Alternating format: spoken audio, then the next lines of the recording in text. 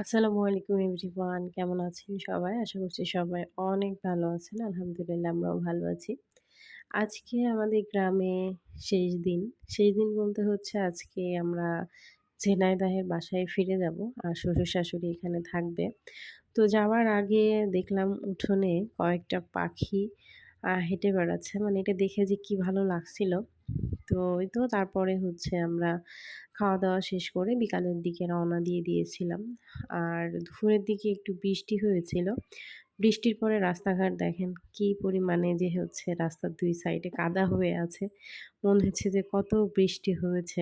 আর গ্রামে আসলে যে আমার কি ভালো লাগে কারণ হচ্ছে গ্রামে অনেক কিছু থাকে। যেমন মানে সবথেকে বেশি ভালো লাগে হচ্ছে এই রাজহাঁসগুলা। আমি রাজহাঁসের মাংস এভাবে আসলে খাই না। কিন্তু তারপরেও হচ্ছে আমার এই রাজহাঁসগুলো দেখতে খুব ভালো লাগে। তো আমরা যখন আসছিলাম রাস্তার দুপাশে হচ্ছে যে এরকম রাজহাঁস ছিল আরকি। তো সেটা ভাবলাম একটু ক্যামেরাতে ওদেরকে বন্দি করি। গ্রামের রাস্তাঘাট আলাদা রকমই একটা সৌন্দর্য। মানে এটা দেখতে যে কি ভালো লাগে। রাস্তার দুপাশে হচ্ছে গাছগাছালিতে ভরা। শহরে কিন্তু এরকমটা দেখতে পাওয়া যায় না ওরকম। কিন্তু গ্রামে গেলে আসলে মনটা অন্যরকম ভালো লাগা কাজ করে। মনটাই ভালো হয়ে যায় আরকি। তো আসলে প্রত্যেকটা মানুষেরই মাঝে, মাঝে একটু ঘোরাফেরা করার দরকার আছে আরকি। যেমন আমরাই তো মাঝে, মাঝে গ্রামে যাই আসি। এই তো তারপরে হচ্ছে গ্রাম থেকে চলে এসেছি বাসায়। আসার পরে হচ্ছে আমি কি এনেছি আপনাদেরকে দেখাচ্ছিলাম।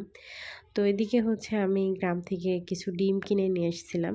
হাঁসের ডিম এবং মুরগির ডিম। আর এর আগের দিন হচ্ছে আপনাদের ভায়া এসেছিল। ও হচ্ছে কিছু হাঁসের ডিম নিয়ে এসেছিল। মানে গ্রাম থেকে আসলে কিনে আনা হয়েছে সবগুলাই। তো আসলে কি শহরে আসলে ওরকম ডিম পাওয়া যায় না। পাওয়া গেলেও ভালো হয় না। তো ভাবলাম গ্রাম থেকে একদম ফ্রেশ ডিম আনবো। এজন্য শাশুড়িকে আগে থেকেই বলে রেখেছিলাম যে হচ্ছে আমরা যদি যাই তাহলে হচ্ছে ডিম নিবো। আপনার পরিচিত যারা আছে ওদেরকে একটু বলবেন আরকি। তো এই তো তাদেরকে বলার পরে যে দেখছেন কতগুলা ডিম এনেছি। গ্রামে যে টাকাগুলো নিয়ে গেছিলাম সবই প্রায় এই ডিম কিনতেই আমার শেষ হয়ে গিয়েছে। তো তারপরে হচ্ছে কিছু কচুরমুখী কিনে নিয়ে এসেছিলাম। আর এই যে বেলটা দেখছেন কদবেলটা এটা হচ্ছে আমার শ্বশুরের নিজের হাতে লাগানো একটা গাছের কদবেল। তো এই গাছটা কিন্তু এখন অনেক বড়। অন্য কখনো হচ্ছে আপনাদেরকে ভিডিওতে দেখাবো গাছটা। তো সেই গাছে আসলে কদবেল ধরেছে। তো আমার মেয়ে তো বায়না ধরেছিল যে কদবেল খাবে। তো এজন্য হচ্ছে একটা পেড়ে নিয়ে এসেছিলাম। কিন্তু কদবেলটা আসলে এখনো পাকেনি। ওটা হচ্ছে কাঁচা রয়েছে। কিন্তু মেয়ের বায়না দিতে তো হবেই আরকি। তো তারপরে হচ্ছে গ্রাম থেকে কিছু কচুরমুখী কিনে নিয়ে এসেছিলাম। প্রায় ৫ কেজি। তো এই তো সেগুলা হচ্ছে বাসায় আসার পরে বাসাটা গোছগাছ করে এদিকে হচ্ছে ছেলেমেয়ের ক্ষুধা লেগে গিয়েছে। তো আসার সময় কিছু পেয়ারা আর হচ্ছে দেশি আ মালটা কিনে নিয়ে এসেছিলাম। তো ওইটাই হচ্ছে কাটছিলাম। তো কাটতে দেখি পেয়ারার মধ্যে আসলে পোকা। এখন আসলে সমস্ত কিছুতেই এরকম।